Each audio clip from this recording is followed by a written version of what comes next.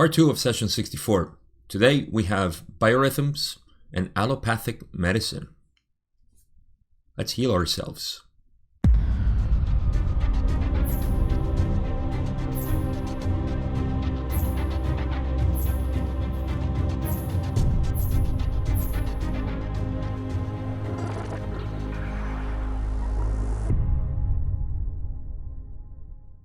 At this point in session 64, where we are, the conversation took a turn into a different topic as the last couple of questions were unanswered by Ra, only commented on because Don was asking about things that Ra couldn't talk about, like their third density experience, Ra's third density experience, and fourth density experience as well.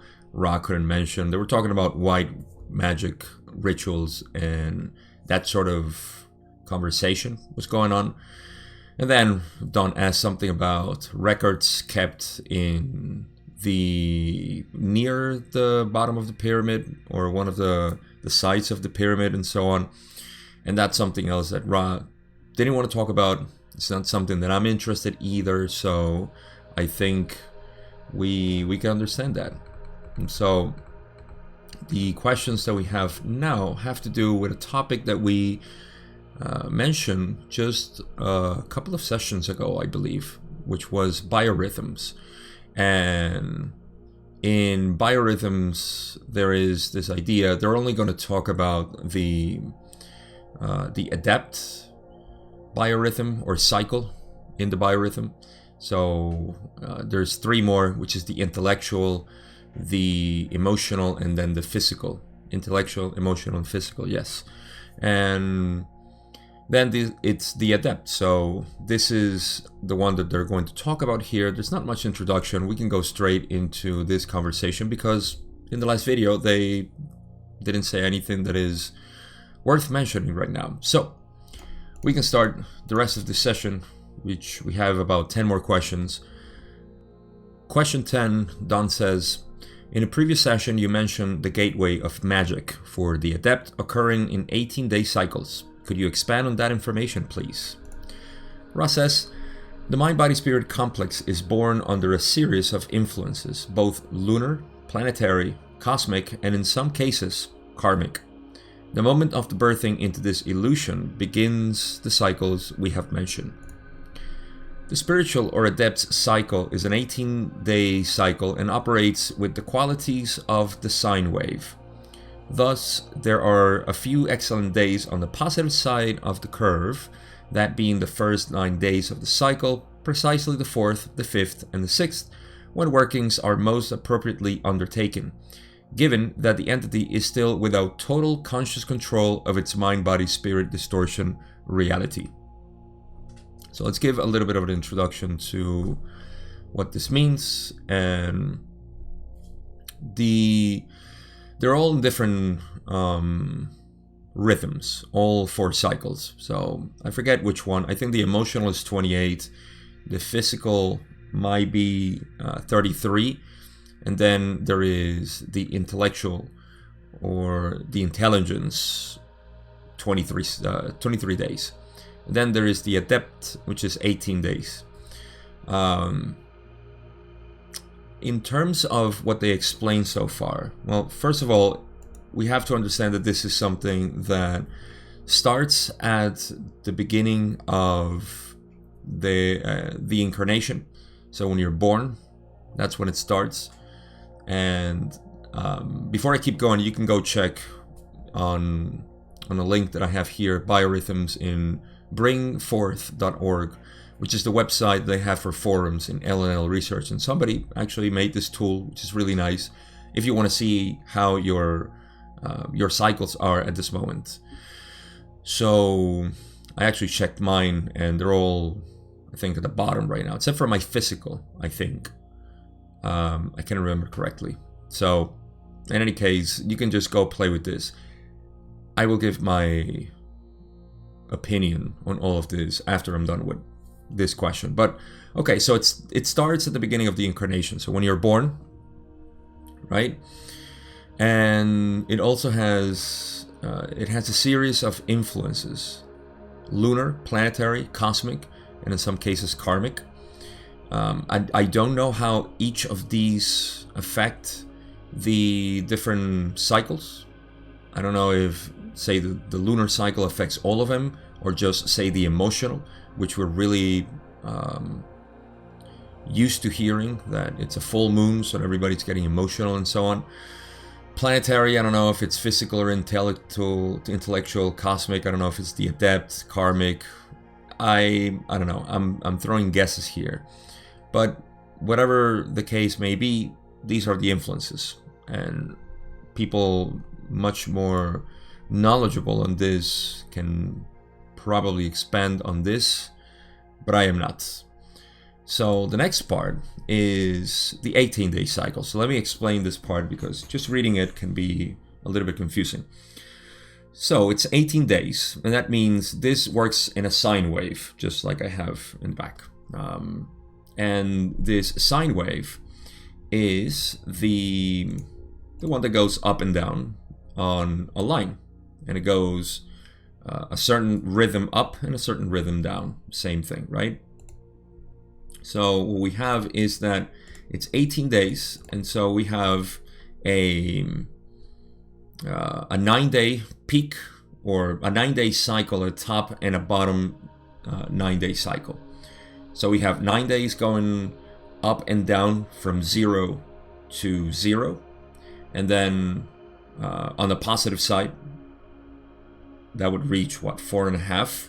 So 4.5 is the peak, and then 4.5 down would reach 0 again. I'm talking about 4.5 days. And then on the bottom one would go to negative 4.5 or 4.5 down, and then negative 4.5 into 0 again, and then continue on. So you can see that you have a pair of 4.5 on the positive. So 4.5 going up, 4.5 going down to 0, and then 4.5 going negative 4.5 going to the bottom, and then negative 4.5 going back into the 0. So that would be an 18-day cycle that takes you from 0 to 0 again, but then bringing you down, and then 0 again to begin the cycle. I hope that makes sense. I don't think I can do much with my words other than this. And for those who are on YouTube and can watch this on the graph that I have in the back on my whiteboard, then you can see it easier. But you can go play with this tool, like I said, that I have in the description, and check it out. So it works that way. Okay, that's what they're saying. They say that there are a few excellent days on the positive side of the curve. That would be the one going up. That would be exactly 4th, 5th, and 6th, because you see between 4 and 6 there is the 5th day, right? Or in the 5th day is where you're coming down already, and then the 6th day is sort of like the 4th day, right? So yeah, those 3 are right around the peak. And those are excellent days for workings, because they are appropriate for the mind-body-spirit complex, as they don't have, or we don't have, total conscious control of it. And I suppose that is desired for not having, I don't know, somehow this may relate to us being more susceptible to the cosmic forces that influence our adepthood. So that's the structure of this cycle. The other ones have their own 33, 28, and 23 days. They all have different ways, and you have to divide it by 4. So you get the peaks and the bottoms. And so let's continue reading what Ross says. The most interesting portion of this information, like that of each cycle, is the noting of the critical point wherein, passing from the 9th to the 10th and from the 18th to the first days, the adept will experience some difficulty, especially when there is a transition occurring in another cycle at the same time. At the nadir of each cycle that the adept will be at its least powerful, but will not be open to difficulties in nearly the degree that it experiences at critical times. So it seems that the critical time is actually passing 0, right? Because it would be the 9th to the 10th, that would be crossing 0. And then the 18th, right? The 18th to the first days, that would be crossing 0 again. As we go back to another half of the cycle, because again it's an 18-day, and yeah, at the end of the cycle, you may say, and halfway through the cycle is where there is what do they call it, difficulties. At the nadir of each cycle, the nadir is the bottom at this point, like the Senate is the top. So the nadir is the bottom part of the cycle, that day 9. Am I right? No, that would be 13, day 13. Yes, 9 is 0. So day 13, 14 is where you're getting to the nadir of your cycle. And so, yeah, they say that's basically it. This is all the structure of it. Now, what type of difficulty is the question? The adept will experience some difficulty in those 0 points. I'm not sure, because I believe this is probably sensed more when you do white magic or channeling maybe, or something to that effect, which I am not at all knowledgeable on. I am not experienced either in any of this, but I suppose this is where you have critical points. Maybe it does represent a little bit the way we can deal with catalysts, but I am putting words where they're not, so please don't buy into my words. So I don't know. I really don't know how this affects the self as we go through, but I do have more knowledge on all of this biorhythm, astrology, and so on after we get over with the next question. So, question 11, Don follows up and says, then, to find the cycles, we would take the instant of birth and the emerging of the infant from the mother into this density at start, and start the cycle at that instant and continue it through the life. Is this correct? Ra says, this is mostly correct. It is not necessary to identify the instant of birthing. The diurnal cycle upon which this event occurs is satisfactory for all but the most fine workings. If I can read between lines here, first of all, it's obvious, I'm not reading between lines for this, but it is obvious that you don't need to find out the specific time in which you were born. Although our mothers, most of them, I would assume, are very memorable mind, body, spirit complexes, and they remember the day, not the day, but the time you were born, right? So that's cool to know, but it's not important for starting the cycle, because the subtleties that are involved, within a day, are probably not that sensitive, to the workings. Except, as Ra says, for the most fine workings, and this is where I would read between lines and say that we don't have that type of working within ourselves to do. Maybe those who are really into ritualistic magic and so on. And I'm sure, those who are heavily into this may find this important for some people. But there's something else that I'll share in the next question that it really gives the icing on this cake. So let's move on to question 12, where Don says, now, am I correct in assuming that whatever magic the adept would perform would be more successful, or shall we say more to his design than that performed at less opportune times in the cycle? Ra says, this cycle is a helpful tool to the adept, but, as we said, as the adept becomes more balanced, the workings, the sign will be dependent less and less upon these cycles of opportunity, and more even in their efficacy. So, what is Ra saying here? What I'd love to hear. Don is asking, if it's more appropriate to track this.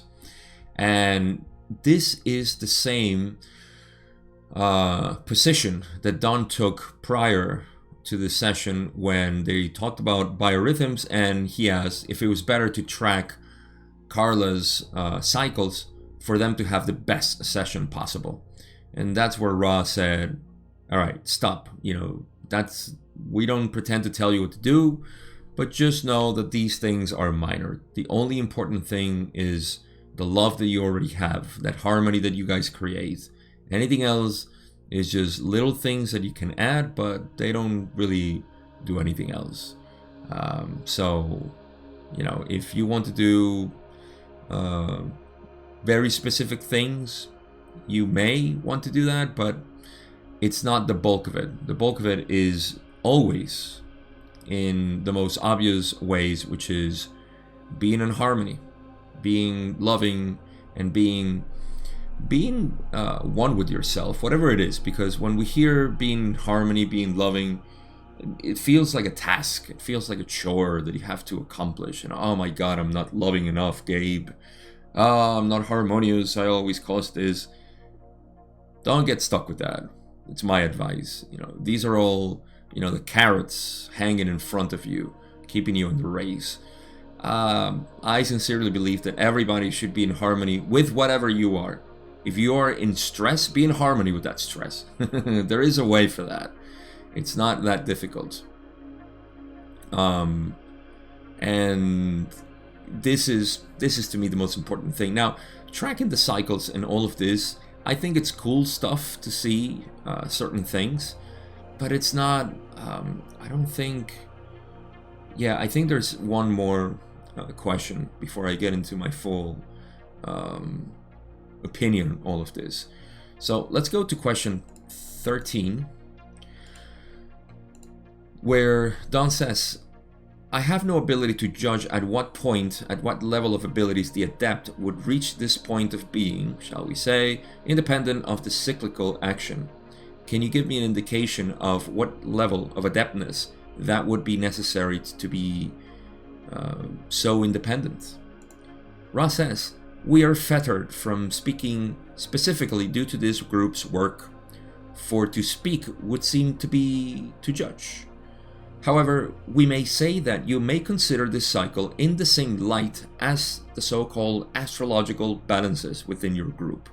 That is, they are interesting, but not critical. See, they are interesting, but not critical. Because in the previous question, or previous answer, Ra said, what did they say? Did I just forget? I just had a blank moment.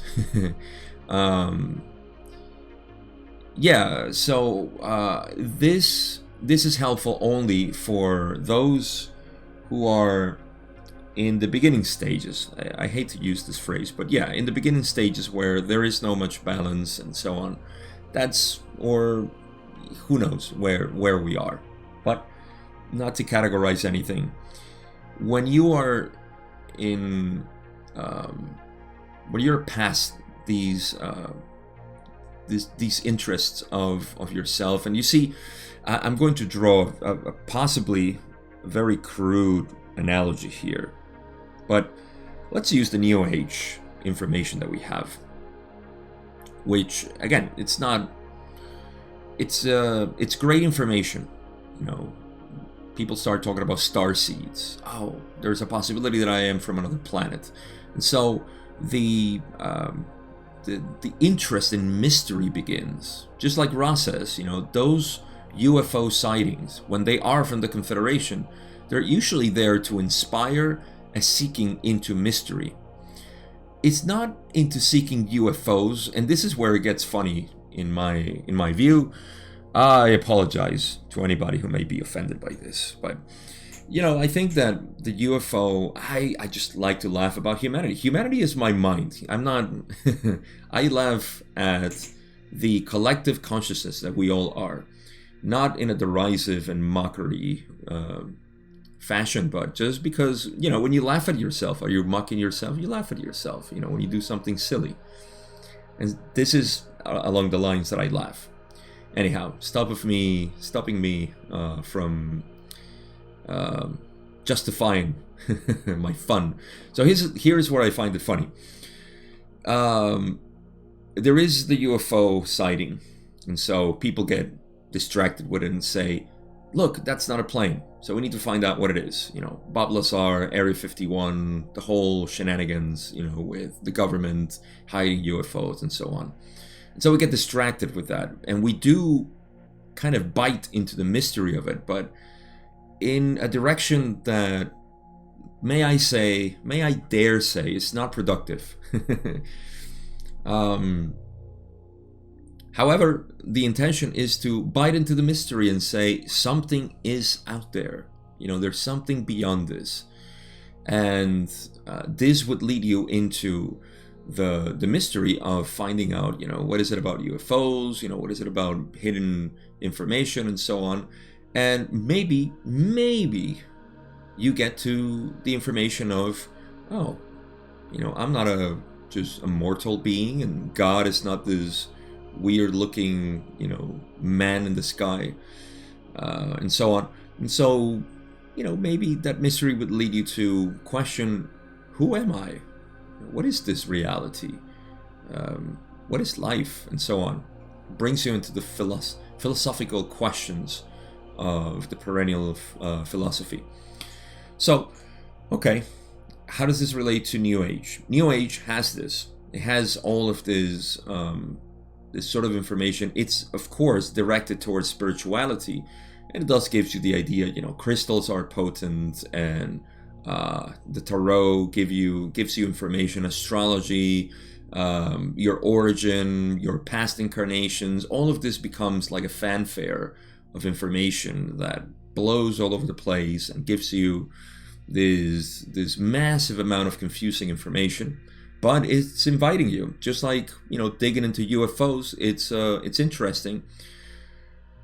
And again, I do think that people get stuck in this for longer than they need to, just like people get stuck with UFOs longer than they need to realize that we're all one universe. That UFOs, finally, what they're trying to say is that, hey, we're all, together, we're all brothers and sisters. Stop shooting at us. So yeah, you see how easy it is to laugh about the collective consciousness. So easy. So you see, this is the same thing that's happening with biorhythms. It is true. These things are real. Crystals, they're potent. That is reality. The mind can bend metal. That is true. We can move mountains if we wanted to with our minds all together as a social memory complex, working in unison. That is true.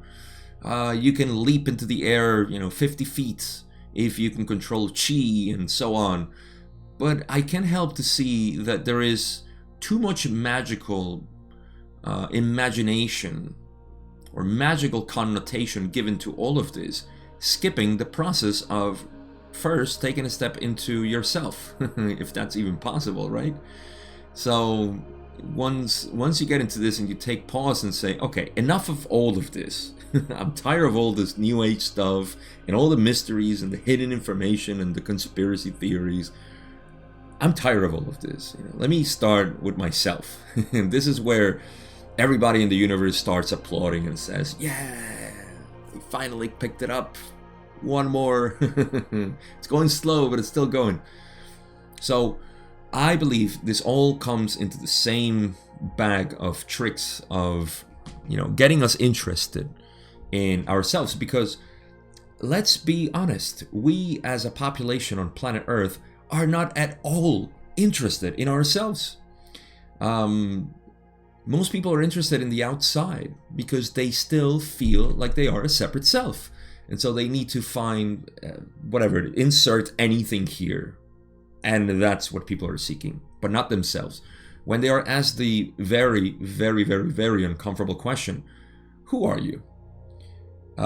We come up with excuses, and we don't realize that. And those who realize it just start to feel even more uncomfortable, because this causes in the mind the same thing as if I were to put the speakers on right now in front of the microphone as I talk, and it causes that feedback loop, and it just starts causing too much disturbance in the own mind, because the mind cannot answer that question, who am I? And so this is my opinion on all of this. I think it's interesting, just like Ross says. I think it's cool, that we can map out our cycles in terms of physical, emotional, intellectual, and adepthood. But I don't think it's a critical thing that we need to focus on for us to improve our own knowledge of ourselves. So that's where I'll leave it at. Again, I do relate it to a lot of the things that we see in our collective consciousness, because it's beautiful to see our own mind, collective mind, as the manifestation of that which really interests us. And it only takes a moment to realize, okay, if we're really interested, the majority of us, or humans, are interested in this, and our world looks like this, then maybe there is a relationship, to the current state of the world and society and the way we think. Maybe our seeking on the fundamental particle, and maybe our seeking of the true salvation of the Messiah that is to come, and maybe our seeking of the truth, the final truth, maybe all of that is what's causing this world as it is, completely divided and still working with money. We still have to work with money, But again, I have nothing against money, and we're all seeing just it's a beautiful illusion that we're playing up here. So don't get me wrong. In any case, along the lines of the planet and global behaviors, question 14, Don says, thank you. I read that recent research has indicated that the normal sleep cycle for entities on this planet occurs 1 hour later each diurnal period, so that we have a 25-hour cycle instead of a 24. Is this correct? And if so, why is this? Ross says, this is in some cases correct. The planetary influences from which those of Mars experience memory have some effect upon these third-density physical bodily complexes. This race has given its genetic material to many bodies upon your plane. Thanks, Mars.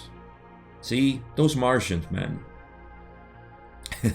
It's not a coincidence that we make movie about Martians being such asses. We always depict them as evil Martians, little green. See, it's in our collective consciousness to blame them. Why did you give us your genetic material so now we are all messed up when we're sleeping? All right, I'm partially joking. So what happens is that, well, the cycle on Mars is almost 25 hours. I know it's so similar to the Earth cycle. I'm talking about the day in Mars. Like if you were on Mars and you were to see the sun rise, it'll take about 25 hours before you could see it again, just like here on Earth. It's 24. And here on Earth, it's not actually 24, it's a little bit more, but you know the whole deal. That's why we have a leap year, but we can only have enough leap years, and every 100 years we cannot have it. And so that aligns better with our Gregorian calendar. However, every 400 years we have to skip the skipping of the leap year, but every couple of thousand years we have to skip the skipping of the leap year. And this is how we construct our time. No wonder why Ross says, we're so confused with your way of measuring time. But I digress. The point is that Mars in itself has this cycle, and those brothers and sisters who came from Mars brought that, I guess, what do we call it, circadian rhythm with them in their genetic information. And like Ra says, this race has given its genetic material to many bodies upon your plane. So we're all mixed up, and it's interesting. I'm actually really surprised that they could find this on research. That's quite remarkable, right? They found that we have more of a 25-day cycle, hour cycle, on our diurnal cycle. And here we go. It's Mars again. You know, they brought us their doom and gloom after destroying their planet. They brought us, you know, their genetic material. What else they're bringing? We'll find out. No technology.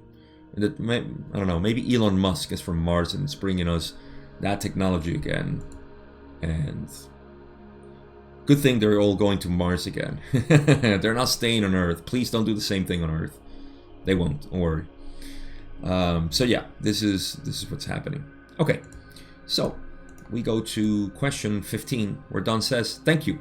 Ra mentioned the ones Stewart and Douglas in a recent session. These are members of what we call our medical profession. What is the overall value, shall I say, of modern medical techniques in alleviating bodily distortions with respect to the purpose of these distortions and what we might call karma and other effects?" Ra says, "This query is convoluted. However, we shall make some observations in lieu of attempting one coherent answer, for that which is allopathic among your healing practices is somewhat two-sided.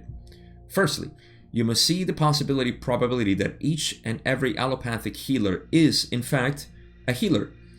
Within your cultural nexus, this training is considered the appropriate means of perfecting the healing ability." Ooh, so much packed here just in the first paragraph. Okay, so in a previous session, Don was asking, what can we do, you know, with Carla to alleviate her condition, because she was still kind of affected by the negative entity that caused, you know, the problems, right? And so the ones that they mentioned, Stewart and Douglas, right? I actually thought back then too that they were sort of, I don't know, what do we call them? Different healers, alternative healers. I don't think that's a fair word to use, because alternative means like this is the main thing. And if you haven't picked up already on session 64, I am not at all subscribed to the allopathic medicine that we have, traditional medicine. And I think most of you might be aware already of the crumbling of this institutional, quote-unquote, healing ways for the body. So let's pick on this and let's throw some crap at it while we're at it, right? But at the same time, let's praise those who are involved in it. It's always the institution, people, not the people. It's always the institution. I actually worded that wrong. It's always the institution, guys. The people are innocent. We're all innocent. Anyhow. So, Don wants to know, what is the purpose of allopathic medicine? I think this is such a... You see, the problem sometimes with questions when talking about this, forget about talking to a master or a guru, a teacher, or whatever. But even, you know, you can think about talking to, say, you know, high school teacher or a college professor and asking a question, very vague question. Their answer is going to be super vague as well. And this is why Ross says this is a convoluted question. So let's try to give some information about it. And okay, so the question that Don had was like, okay, so you talked about these two people that we now find out that they are from traditional medicine, allopathic medicine.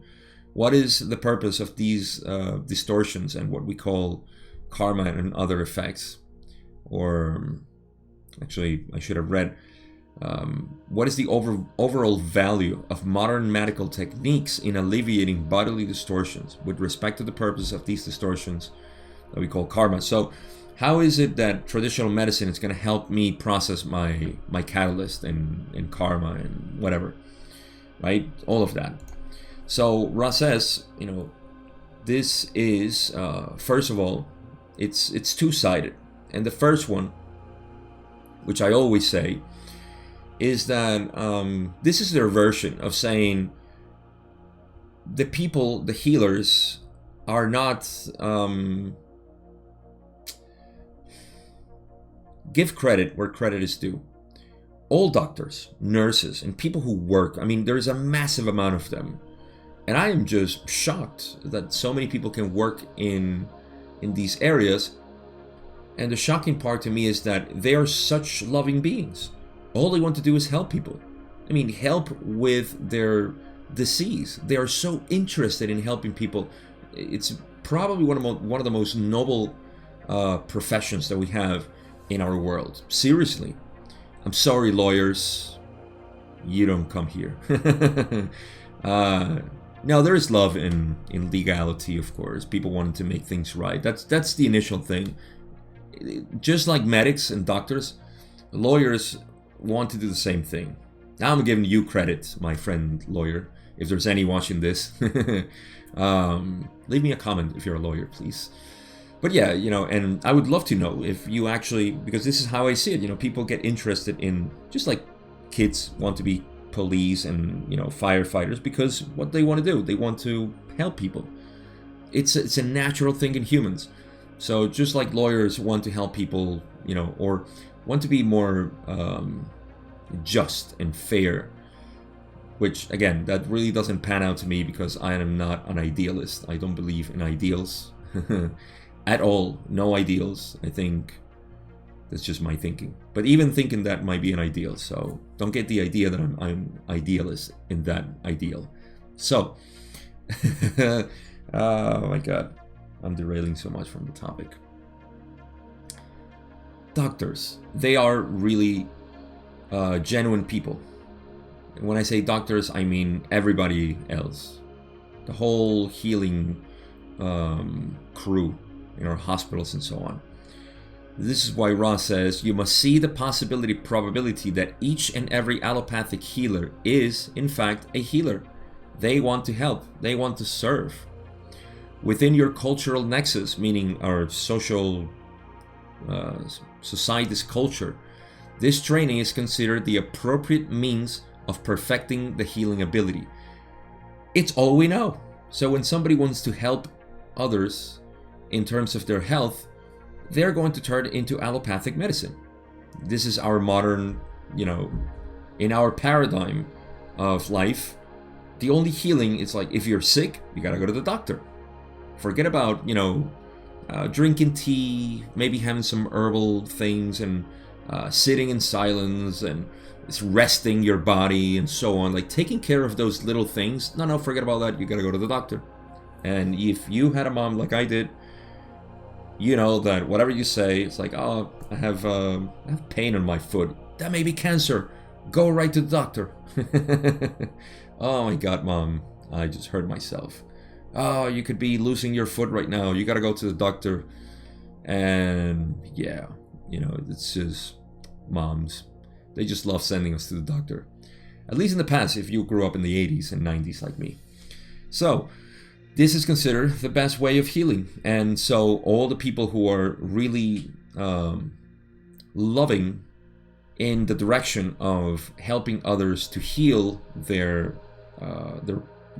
issues, their physical issues, then they will choose this. And that they do. So they go on and say, in the most basic sense, any allopathic healer may be seen to perhaps be one whose desire is service to others in alleviation of bodily complex and mental, emotional, complex distortions, so that the entity to be healed may experience further catalysts over a longer period of what you call the life. This is a great service to others, when appropriate, due to the accumulation of distortions toward wisdom and love which can be created through the use of the space-time continuum of your illusion. This whole paragraph, I'm going to summarize it for you really neatly. What they're saying is that in the most basic sense, modern medicine prolongs your life so that you can have more experience and develop more wisdom and love. That is the most amazing thing that allopathic medicine does. Because it does do this. It prolongs your life. And I mean, I can go on a rant on this, but this is what they're saying, okay? I don't need to analyze anything else. But everything else, if you reread it, you can see that that's what they're saying. And it is a great service to others, because the longer you have in your life, then the more time you have to reconsider all your catalysts. You know, instead of dying right, you know, there and then, well, you know, you get a second chance to work your catalyst.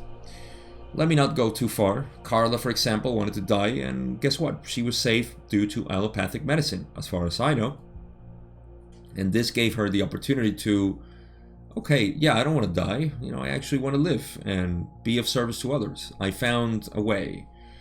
And there she was, you know, 50, 60 years later, still channeling information for us after that event. So, yeah, you know, we can definitely make use of this. I think the most important parts are when they say, for the person that is being healed, that they may experience further catalysts over a longer period of what you call the life. I love every time when they mention something like what you call life. We don't call that life. You know, that's just, you know, an aspect of yourself. It's not even, you know, life. Life is just everything. I just love that. They preserve their vocabulary so well within the raw content that it's impossible, just impossible to fake something like this. Oh, it's just amazing. Okay, so they also say, due to the accumulation of distortions toward wisdom and love, which can be created through the use of space-time continuum of your illusion, that is the way, you know, allowing more time for people to process their stuff, their distortions. So, there's more to say, and Ross says, in observing the allopathic concept of the body complex as the machine, we may note the symptomology of a social complex seemingly dedicated to the most intransigent desire for the distortions of distraction, anonymity, and sleep. This is the result rather than the cause of societal thinking upon your plane. Ouch. Ouch, in a way, like saying, oh, that is true, you know.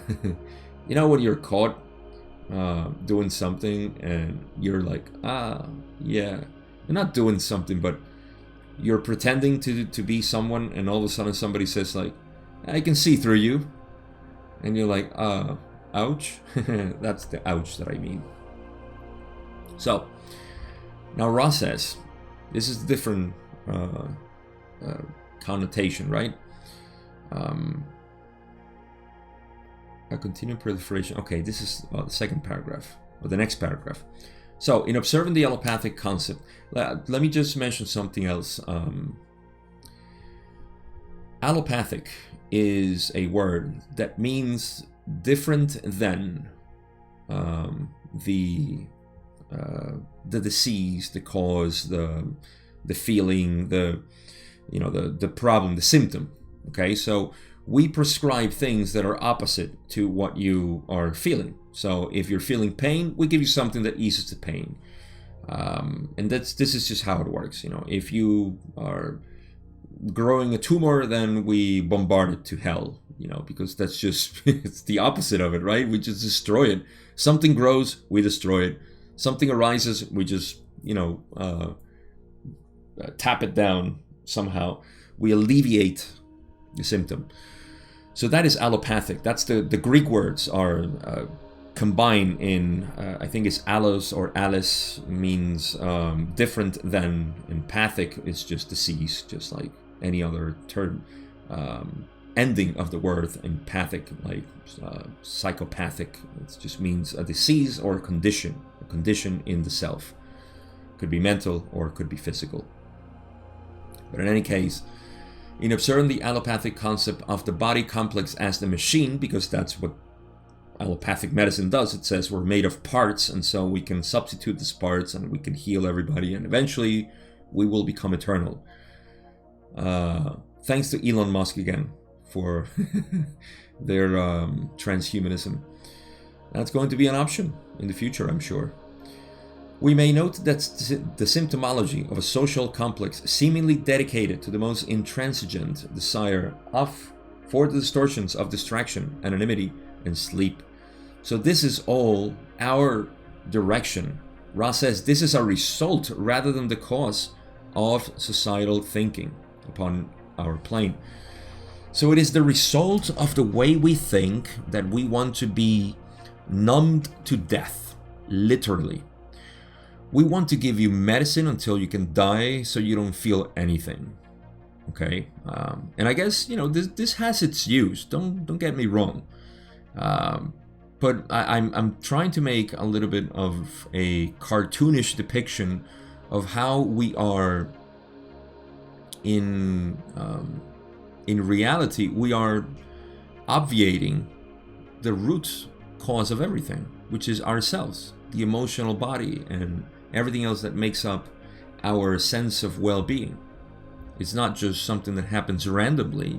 You're not the product of mere chance, but institutional science will tell you that. It will tell you that you're just a chance man. You're just billiard balls that are banging around the universe, and somehow they just decided to become a human, and you're just a result of genetic transformation over time. Mutations, not even evolution they use anymore, it's just mutation. Random mutation. You're the cause of random mutation. The language is laden with so much pejorative terminology that no wonder why people who are or were, I can tell you I was for the vast majority of my life, we're all so gloomy about life because I'm just gonna die, it's gonna be dead there, dirt, everything that I feel, all my loves, all my emotions, they're all just gonna dissipate like static, grounding itself. So yeah, it's not surprising that we have this sort of distraction, anonymity, and sleep. That is our desire, right? This is the symptomology of our social complex. And so the last part that Ross says is, in turn, this mechanical concept of the body complex has created the continuing proliferation of distortions towards what you would call ill health due to the strong chemicals used to control and hide bodily distortions.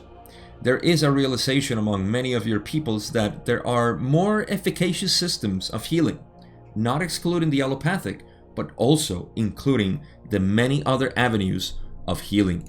And this is the answer that I buy from anybody, anytime, all the time, because it is not excluding. You see, it's not, it's talking pure honesty. It's speaking wisdom. You see, at the end when they say that, well, first of all, let's get rid of in turn, the mechanical concept of the body complex has created the continuing proliferation of distortions towards what you call ill health due to the strong chemicals used to control and hide bodily distortions.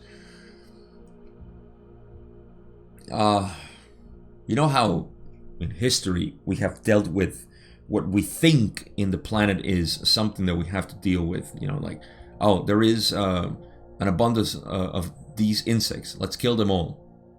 Because it's a problem from our crops. And we need to feed we need to... actually, no. That was not rightly said. We need to make money. I'm sorry. We need to feed the population. It's incredible that the population stays hungry. We're producing all this food, but nobody wants to buy it. What's the problem? Money. We're here to make money. So anyhow, yes, we do the same thing. We are going to create better things, and we genetically engineer, things and wipe out populations of insects and animals and plants and all of this because we need it. And then we find ourselves in problems, you know? This is part of our history. So the same thing is what we do with ill health. We continue to use, I love their language, strong chemicals used to control and hide bodily distortions. That's what we do. I mean, and even now it's more. You remember this was channeled in 1981. I was amazed when I moved to the US and I started seeing advertisement for medicine, for actual pills and so on. At least in my country, that wasn't a thing. It sounded weird that, you know, you don't advertise medication. Why would you advertise it? It's almost like you want to sell this to people. Why? I mean, I know the whole explanation of, yeah, you want to put your product out there because you're doctor, but doctors, it's a whole mess. It's a whole mess. Why did I have to talk about allopathic medicine today? Doctors get paid to prescribe things by the drug company.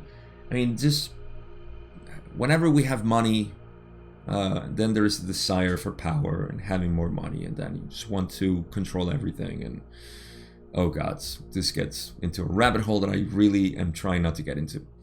But you feel my pain. You understand my meaning. We are using a system that, although it's helpful, like they say at the bottom and at the end of this, although it's helpful, it is used only to control those. In fact, we're producing the symptoms with our society's direction in mental and spiritual seeking, or lack thereof, and we're also prescribing the medicine for it. So we're causing the problem and giving the solution.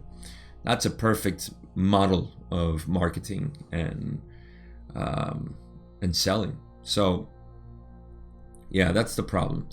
So on a more positive note, Ra acknowledges and says that there is a realization among many of your peoples that there are more efficacious systems of healing. Yes, they are. I love that they say there are more efficacious systems of healing. It's not alternative. Not at all. This is not even alternative. What we think is alternative, it's actually superior than this in so many ways. But it is not excluding the allopathic, because guess what? If you have to, let's say I break my foot, you know, and that was because I was doing something that I shouldn't be doing. Maybe there's a catalyst there for me, and I need to get my foot, fixed. Well, maybe I do want a little bit of, the numbing thing, anesthesia.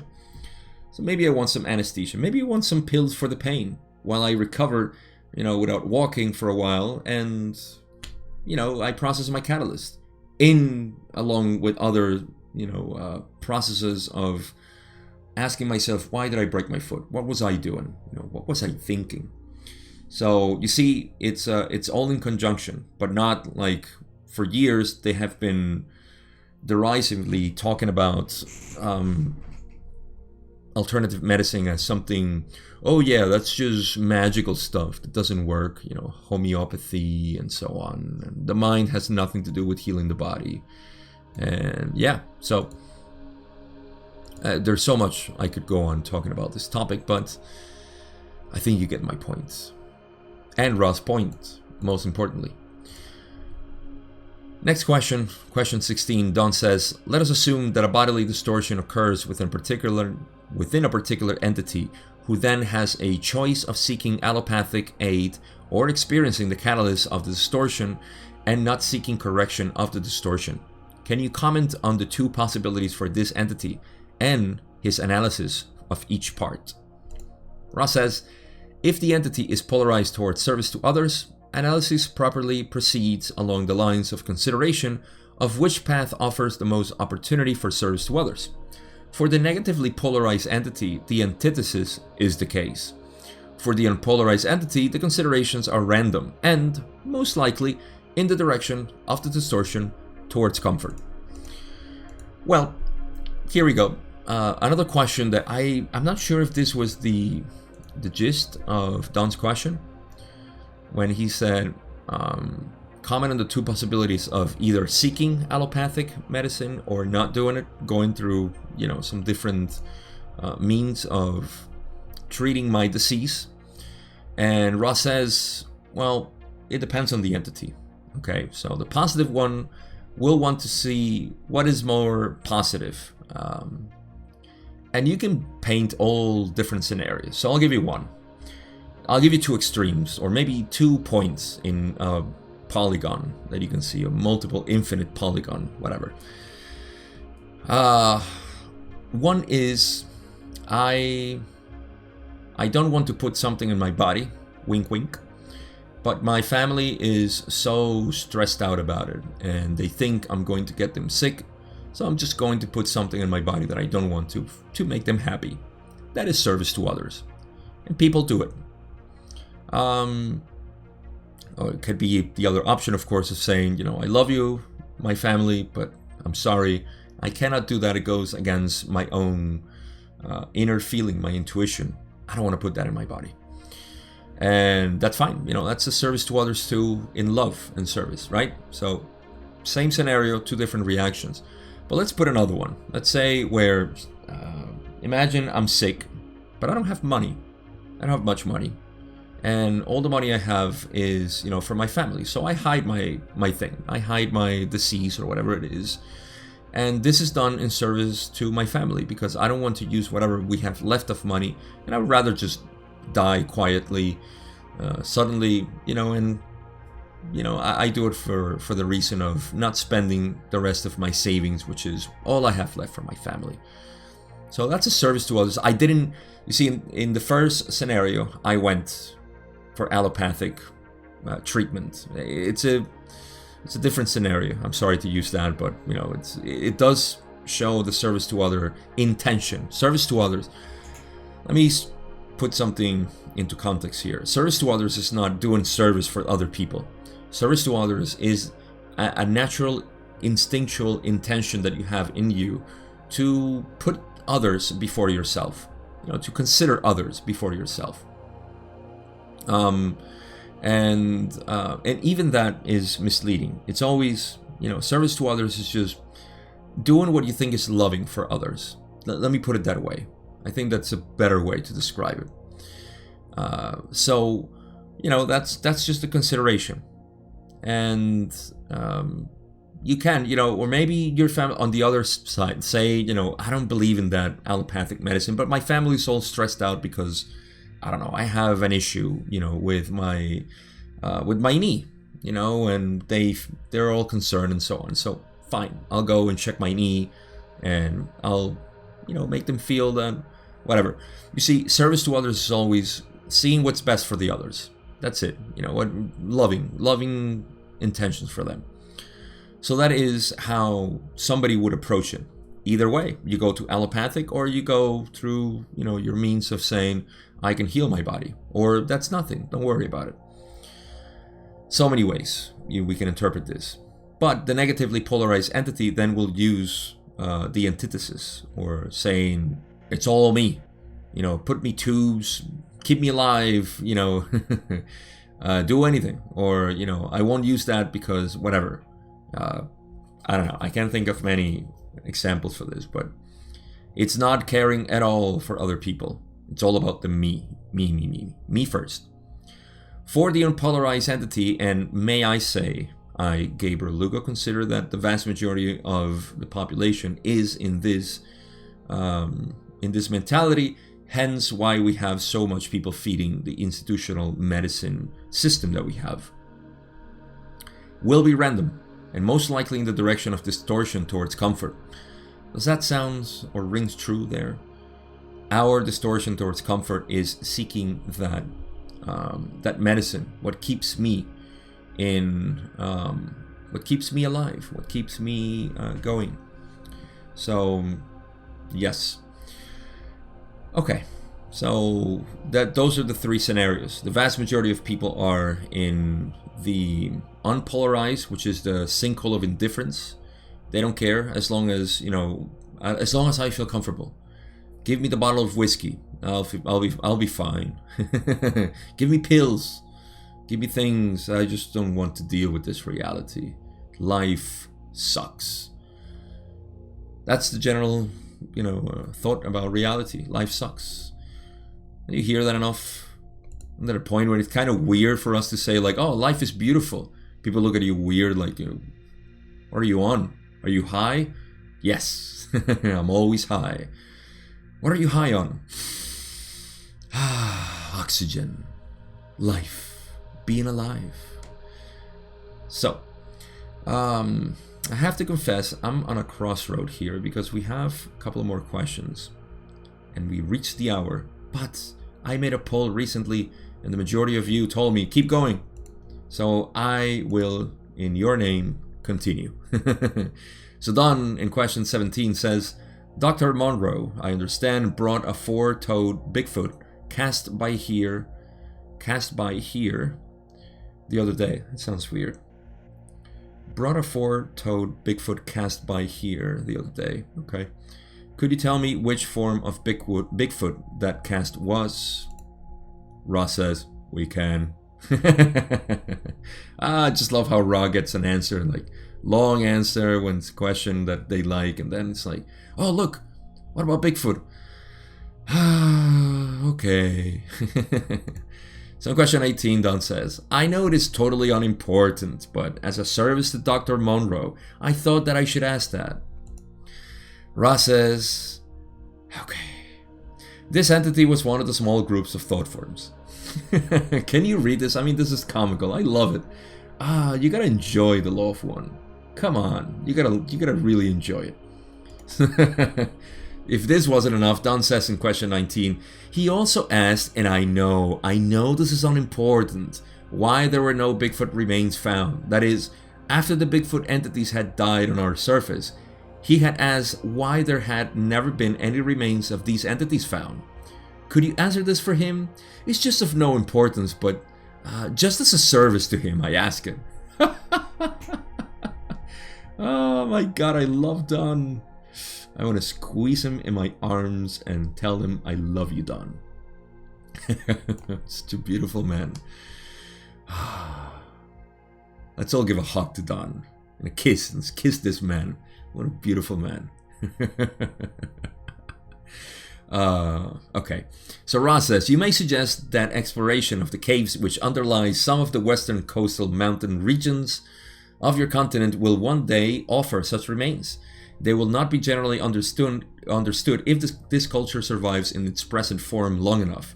In your time measurement for this probability-possibility vortex to occur, there is enough energy for one more full query at this time. You see, I know Ra didn't mean to say it this way, but I want to interpret that last part like saying like, oh my god, here comes Don again with the transient questions. One more question and we're done. Let's get this over with. No, come on, it's Ra. They wouldn't say that. They would just continue on. We've had sessions where Don just continue on asking transient questions and they were just like, this, that. So, okay. That's just part of my comical skit here. So, in any case, isn't it funny when you read it that way? When you read it like, Don being like, could you answer me this about Bigfoot? Okay. It's just beautiful. I enjoy this so much. I must confess. But you can feel it in my voice, I'm sure. What you can also feel in my voice is that Ra suggested that the exploration... Actually, Ra said, you may suggest, maybe, for people, that exploring the caves which underlie some of the western coastal mountains. So good luck with that. Here in America, when they talk about your continent, will be the continent that Don which was here in America. So the western coast, the western coast, of course, that's where the mountains are. So exploring that, and they say they will not be generally understood if this culture survives in its present form long enough. Now, I'm sorry to be a little bit of stupid here, ignorant, just simply not being able to understand this, but if it's this culture, our culture, or the culture of the Bigfoot that are still present there. Maybe they're not there anymore, for there was a large population, there remains there because they were talking about the remains.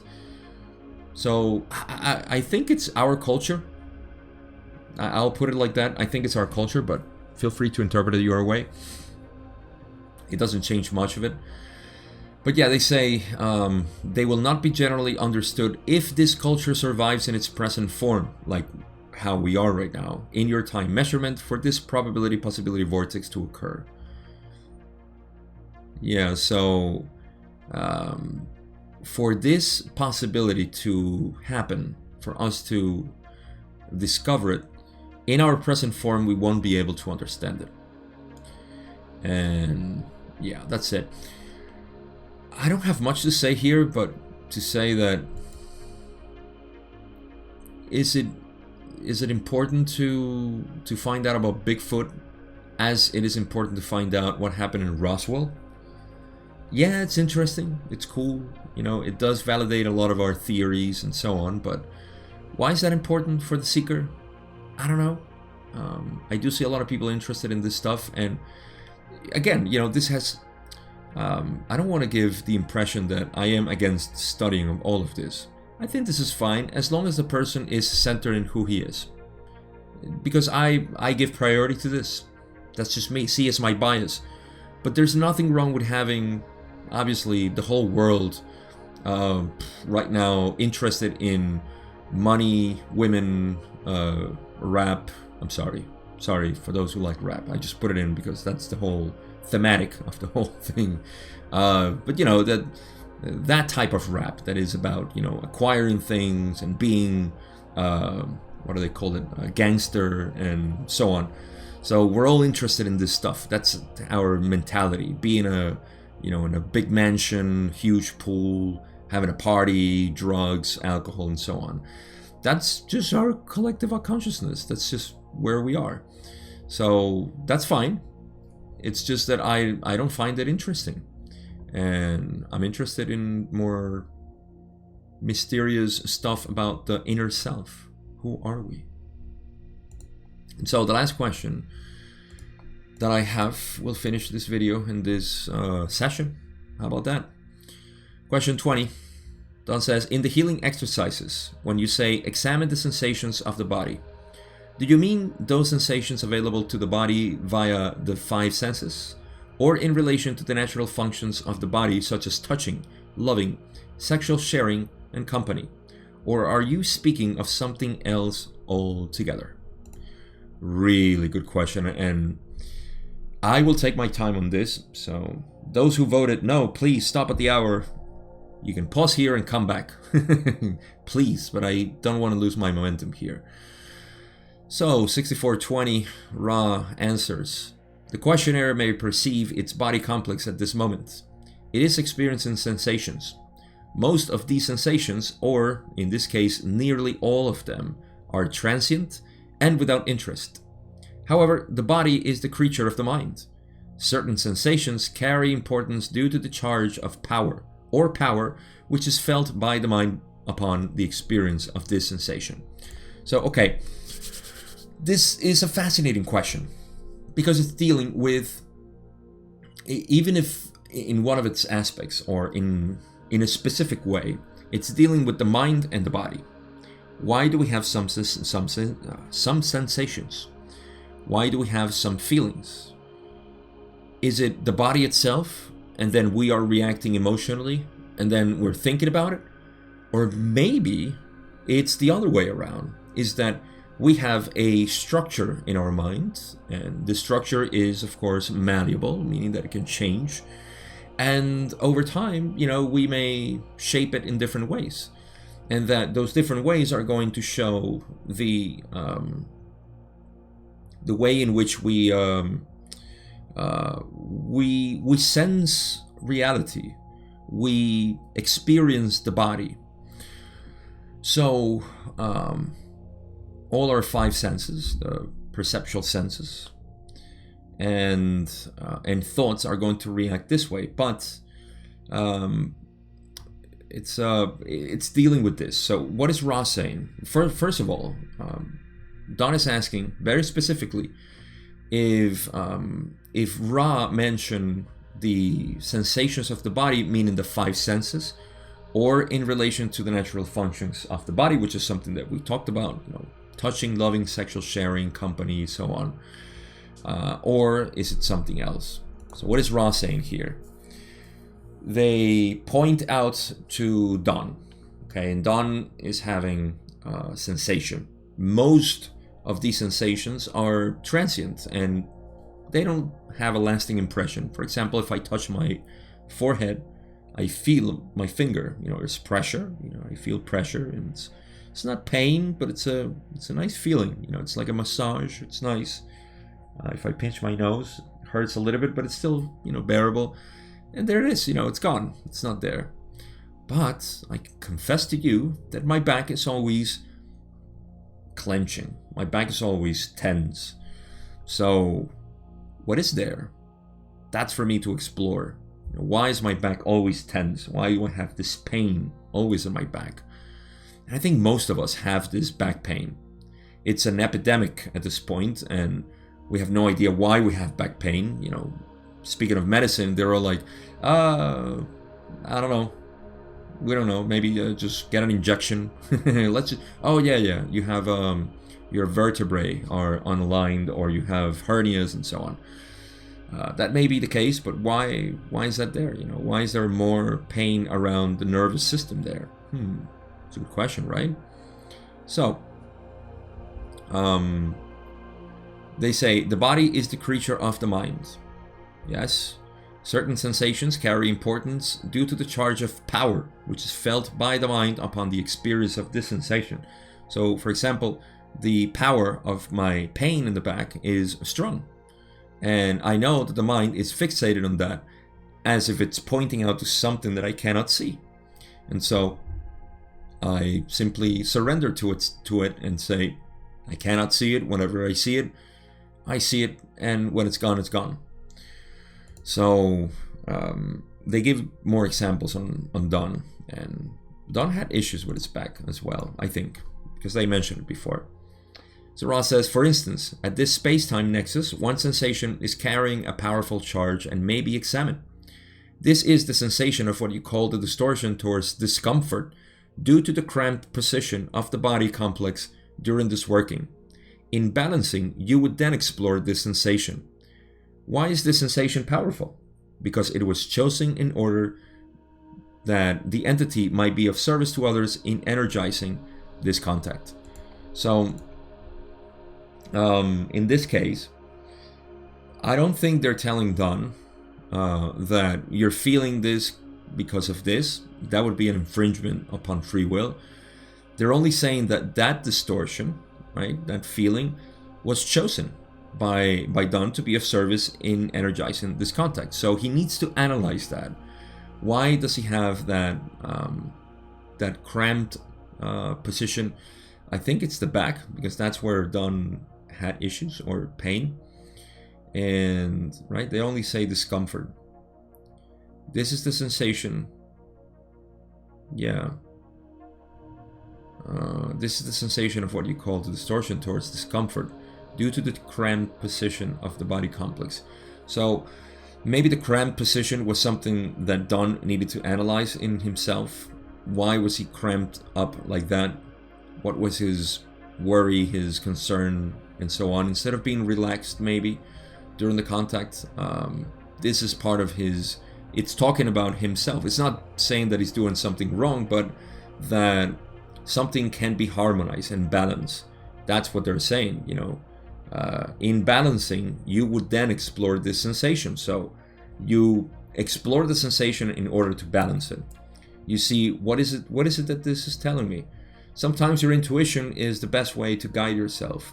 For example, I know that my stability is it's a family thing.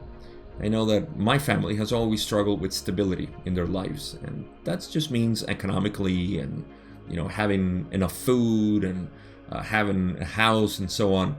So all of this is just part of my reality. And so the first thing that I do is just say, well, I notice that this is my problem. This is the back pain.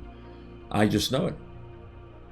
And, I explore that, and whatever it is that I feel, I just continue to do my observation of myself. So again, this is just my diagnosis of myself. I could be wrong. That's what I feel, though. And so everybody can do this. Everybody can feel their body and sense, what is it? What is it that's causing this? So this is interesting. The sensations in the body and thoughts are sensations too. So thoughts should be analyzed as well. Speaking of that, Ra finishes this saying, each sensation that leaves the aftertaste of meaning upon the mind, that leaves the taste within the memory. That leaves the taste within the memory shall be examined. These are the sensations of which we speak. So here we go. We go all the way from the body sensations to the mind. So body and mind gives us the clues to what is it that we are perceiving that is causing this. What is it that we have in ourselves? Again, let me put into the mix here, since Ron didn't mention it, that sometimes we have things that are of a specific boundary. Like, for example, Carla had her arthritis and other conditions of the body because she was supposed to be doing that type of work that didn't require much movement and physical activity. So what we think is a curse is a blessing. Sometimes we would call it a curse because, oh my God, it's a curse and a blessing. Well, if it's a curse and a blessing, then we shouldn't say either. It's just what it is, and it's perfect. So let me add that in. But in analyzing the sensations, then we can see that, I love that. Any sensation that leaves the aftertaste of meaning upon the mind, that leaves the taste within the memory, that should be examined. So yeah, when you have something that leaves you, when your mind pays attention to that, because sometimes, let me give an example. For my back is always reminding me that it's there. So I just know it. But there are other pains that can come and they stay for days and they go away. And to me, they're just there. It's not that I'm ignoring it. I pay attention to it, but I see, okay, whatever that is what it is. I can't get anything out of that. And that's just me. I'm not an experience in this, at any rate, but this is the best example I can give myself. So, for anybody who wants to examine their sensations, always pay attention to what the mind is telling you. Your dreams may get into this, anything else, anything that reality is telling you at the moment. You get reflections of yourself everywhere. So pay attention. That's all I have to say. The last thing I have to say is conclusions.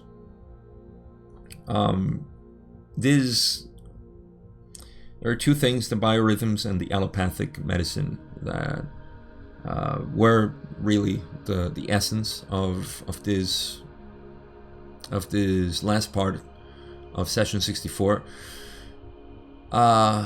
Just to top off what I said about the seeking, and for people who are, because inevitably we all have a sort of interest in some external thing that it's fascinating, whether that be astrology or maybe who knows, reading past incarnations, or all of this stuff that is present in, and it's real, it's a real thing. I personally, and this is my opinion is that we first need to set a foundation. And it's like learning how to do math. You have to have a foundation for you to be able to calculate further and more complex, let's say, patterns of our life. And so it's okay, to play with all of this stuff. I just think there are priorities, and that's just for me.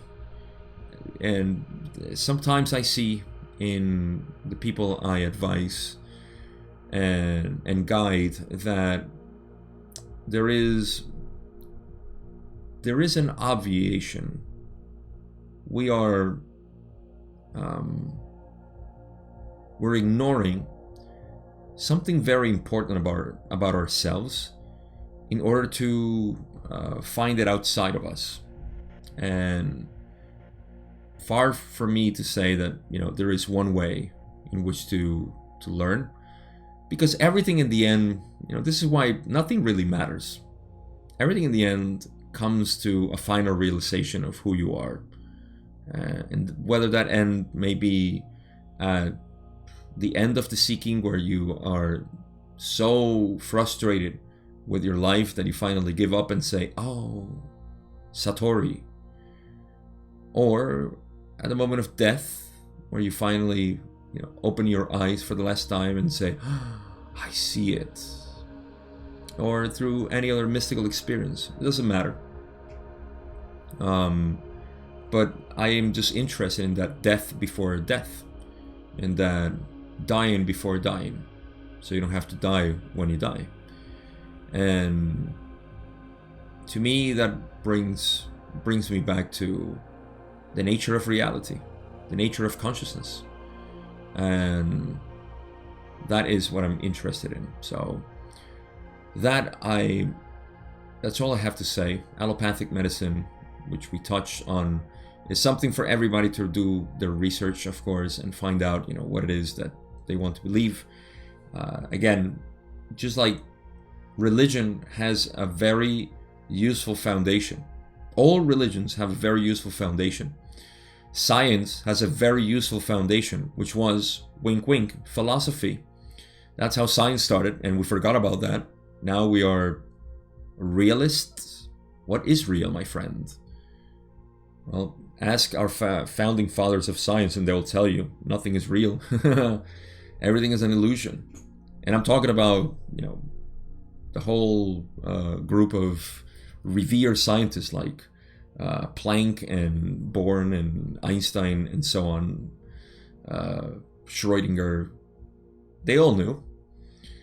So they had a foundation. Now, in the same way, allopathic medicine has a great foundation, in that there are things that you can take to alleviate pain.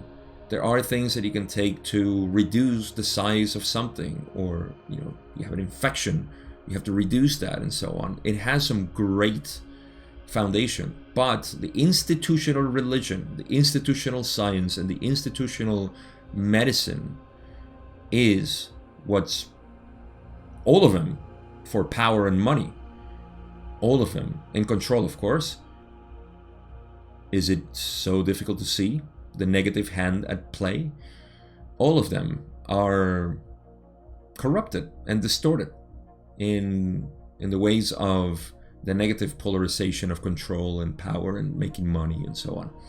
So it's and again, I'll reiterate that all the people, maybe not all, but the 99.9% maybe of all the people that work in hospitals and medicine are angels. I call them angels because I can't find myself dealing with sick people and blood and all of this physical stuff. I'm just not built for that, and I admire them, and they do it because they love what they do. So nothing against them. It's all about the institution as usual. Nothing against the people who go to church and so on. It's about the institution, and nothing about all the scientists, my brothers and sisters who are scientists out there, because we're all philosophers in the end, but we always get more confused with this science that now is starting to ask the question, are we living in a simulation? All Indians are like, that meme of the astronaut pointing out with a gun to the other one? That's the Hindus right now. It's like, always has been. It's always been an illusion. Now you're just finding out. What you're finding out is that I'm coming to the end of the video, and here is the point where I say thank you. I love you. I appreciate you listening to me for the past hour and change, whether that be here on YouTube or over there in whatever podcast you're listening to this. Thank you for being part of this feedback cycle that we have here. We're done with session 64, and next time I have no idea what we're going to talk about, but that will be session 65. Until then, be well, take care of yourself, and I'll see you then.